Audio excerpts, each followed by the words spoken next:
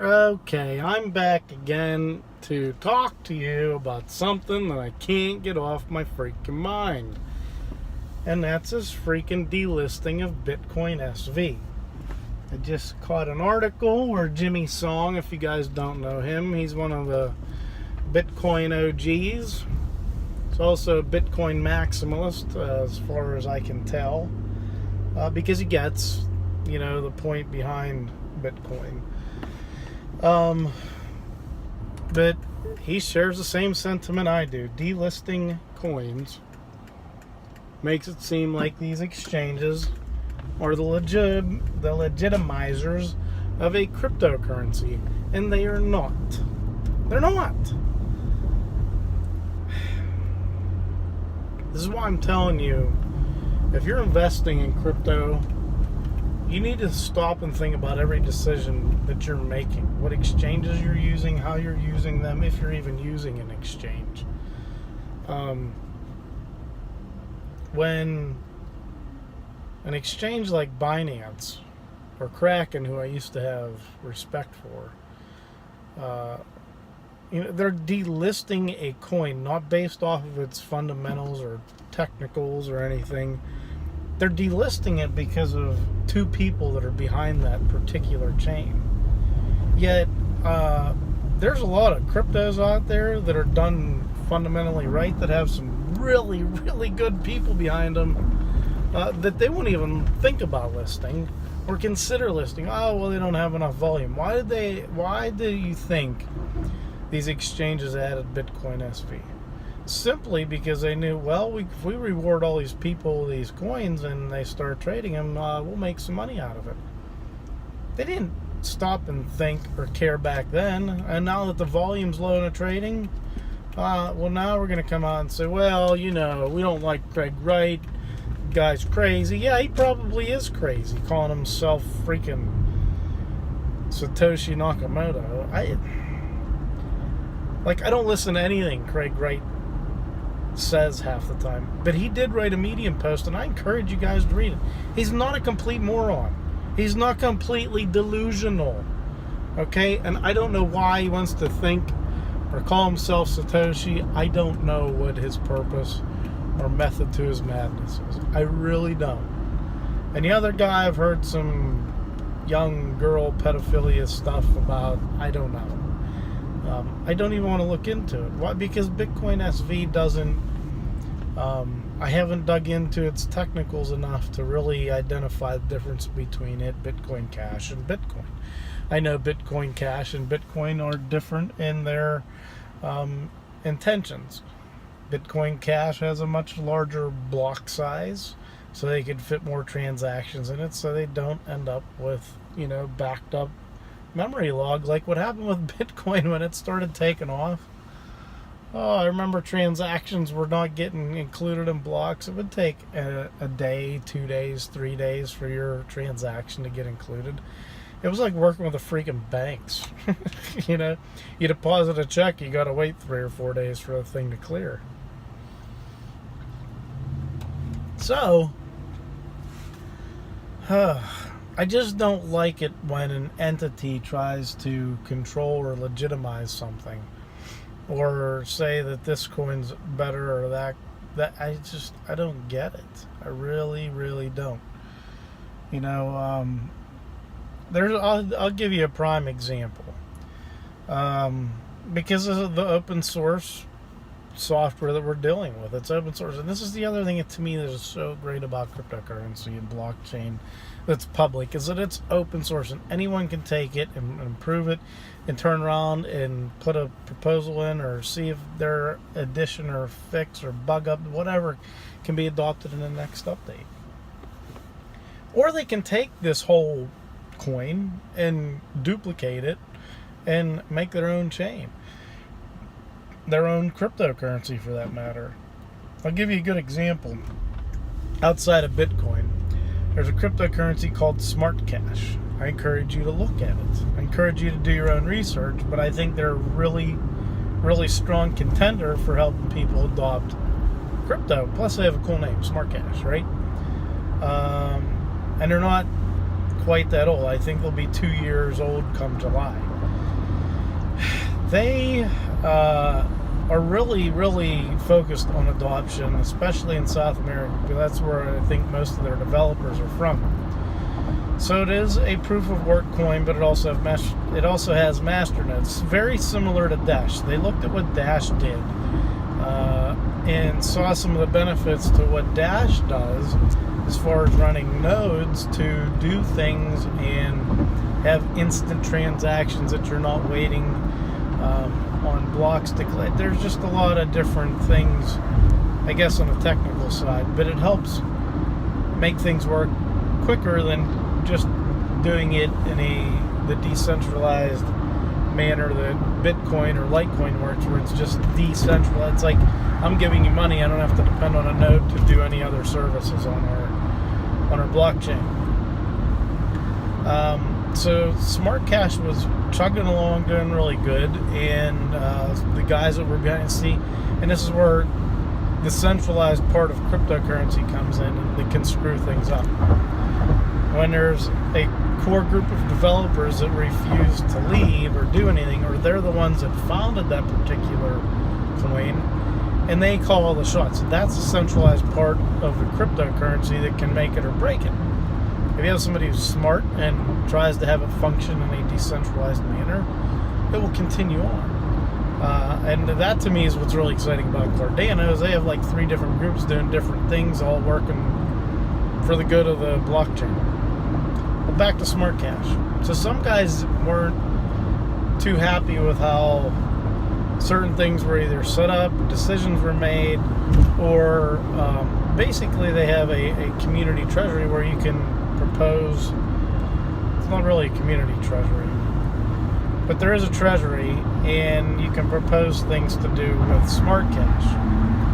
But one of the guys that was helping out, I guess, one of the developers at a certain point, he was actually robbed, and they took his crypto. Like, guns were held to his head, and they took his crypto. So he proposed to the community they would, help him out and get some of his crypto back. But there were also some things on the technical side that Smart Cash could have done to basically get his Smart Cash back, from what I understand. I don't know for sure one way or the other. But what I do know is the individual whose Smart Cash was stolen from him proposed, and the proposal was yanked down. And that goes against the fundamental ideas that if things are open and decentralized, consensus is the only thing that should matter. You should come to an agreement and let the people decide. So the people that own Smart Cash, that are the ones that are, making Smart Cash valuable or not valuable, let them decide. Don't, let it up into the hands of a few people. Like it or leave it, doesn't really matter. But what happened is some of those guys, felt strongly that, okay, let's create our own chain. Or if anybody wants to do a proposal, it'll go up for a vote, and anybody can vote on it. It's kind of a nicer way to handle things. So there is a coin out there called Swift Cash.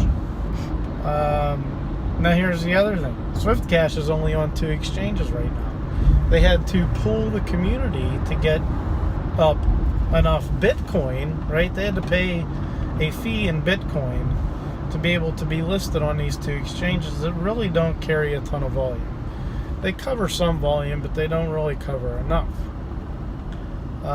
It's Swift Cash.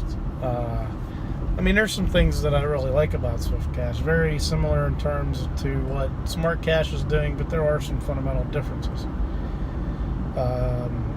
Especially their inflation rate on how the coins are created. I think it's a very, very, very nice way, very fair way to distribute coins to people that join into the Swift Cash, because there's Swift rewards, or you can create Swift nodes or master nodes, whatever you want to call them. You can stake your coins, which it's not a bad way to go if you're looking for some passive income. Now, the price of that coin's really low because not too many people know about it. But again, this goes back to that open source fundamental, decentralized manner that no one's in charge. It's disintermediated. And that's, though, to me, what I think the downfall of any of these cryptocurrencies are going to be the groups behind them that are in control of them. Because they can tick off a lot of people, or they can tick off enough people that they just fork off and go do their own thing. As in the case of what happened with Bitcoin. Hey, we should raise the block size. No, don't raise the block size. Well, Satoshi said in his paper, if we raise the block size and kind of figure these things out and start to optimize things at the right time, then we can take care of adoption. Oh, well, we don't want to do that. We're the Bitcoin core team, and we're worried about security things, and we got to worry about this. Or if you question us on raising a block size, we're going to ban you from Reddit or Bitcoin talk forums. You're out. Bye. It's not fair. So, I think long term, the coins that are really focused on being disintermediated and not really controlled by a specific group, those are ones that are going to be around. But again, anybody can fork any of this open source code and do what they want to with it. And also, so think about this for a second. Out of Smart Cash, so anybody that owns Smart Cash or owned Smart Cash at the time that they took the block route when it was forked was back in the fall. I want to say September, October, November time frame, somewhere around there. So if you had Smart Cash back, then you can go and get your Swift Cash. But you might have to do a little proposal to get it, because I think they set up like a 6-month time frame for you to claim your Swift Cash, because they didn't like the idea of these zombie addresses, what they call them. They were able to claim their Swift Cash, but they didn't. So you might be able to propose and still get it. But out of the whole Smart Cash, owning Smart Cash, they are also... See, Smart Cash used to have privacy built into it, and they took it out when Japan basically banned privacy coins. And, but the guys that are behind Smart Cash and some of the guys that focused on the privacy side of things said, why not create a separate coin? So, very soon here, anybody that has Smart Cash or had Smart Cash, I think December something was the date for that. So if you owned Smart Cash prior, let's just say December 15th, I think that's what it was. You had Smart Cash before December 15th, and you still owned it after that, at that, like December 16th or whatever, you're going to be able to claim Bitcoin Confidential is what they're calling it. So the best way I can describe it is they're using Monero's privacy feature, the confidential transaction side of things, so that technology, but it's a proof of stake coin. So you're going to be able to earn some passive income with Bitcoin Confidential. So it's privacy, it's proof of stake. Anybody that owns Smart Cash is going to get 10 Bitcoin Confidential for every Smart Cash they own, which is a pretty sweet deal if you owned a nice chunk of Smart Cash. So I hope people don't get confused with all these Bitcoin this and Bitcoin that, Bitcoin whatever. As far as the general public's concerned, they only hear about one Bitcoin, and they're only ever going to think of the Bitcoin that costs the most. What's the one that has been around the longest? And I guess in theory, I mean, Bitcoin Core, Bitcoin SV, and Bitcoin Cash have all technically been around since the Genesis block of Bitcoin. I mean, at a certain point, they forked off, and whatever block it was, now it's the new chain. But all those previous transactions on Bitcoin are still attached to those two chains. So, I mean, really, truly, what is the real Bitcoin? Right? I think, I don't know how I got off this whole Craig Wright's Bitcoin SV thing, but I think long term, or at this point, Bitcoin Core, the Bitcoin, it's #1 on CoinMarketCap, has the highest market cap, that Bitcoin, I think it's going to be a store of value. I don't think even if and when the Lightning Network is running smoothly and you're able to transact quickly with it and no one really knows, and they add confidential transactions, whether they use Mimblewimble or they use something like Dandelion to help obfuscate your IP address, there are some different things that can be added to Bitcoin, which I think they will, all in good time. But I still don't see people wanting to spend it. I see people using it maybe for collateral. I see people maybe using it for a store of wealth. Hey, I got, 25 ounces of gold or something. We're going to say I have 25 Bitcoin to my family's name. And it'll be worth, who knows, 25 million, 250 million, whatever. Who knows what that price will go to. But I could also see where, and this has happened, there were 2 countries that settled some debt. It was in South America. It was Portugal and I can't remember who it was, but they had a trade debt with each other and they wanted to settle their debt, so they settled it in Bitcoin. My honest opinion is I think that's what Bitcoin will continue to do. Bitcoin Cash will serve its purpose and what it's designed to do. I think some countries will truly adopt it. We also have Bitcoin SV. I don't know what will happen with it. What will happen with Bitcoin Confidential? I don't know. Maybe people will adopt it as the main Bitcoin. Who knows? I forget the total supply. Maybe 8 billion Bitcoin Confidential. Who knows? But that to me, like, I got off onto that track because I think we all need to understand the concept and ideas, the fundamentals, the principles of the decentralized, disintermediated, no one's controlling my crypto concept. Let me decide. All right. Hope you're all doing well. Sorry for the long video. Sometimes I'd like to rant a little bit longer. So, hopefully I'll be able to do a video tomorrow. It is Thursday. I am off for now till whatever. I got the next couple days off with Easter break. So, hopefully, maybe if I get time, I will put together a video and cover maybe Smart Cash in a little more depth, or cover Swift Cash or something. Or maybe Celsius or Komodo. There's another good one for you. I think it's up like 10 or 11% today. Anyway, guys, take care. Don't forget to share this video, like this video, and subscribe if you haven't done so already. Take care, and we'll see you tomorrow. Peace.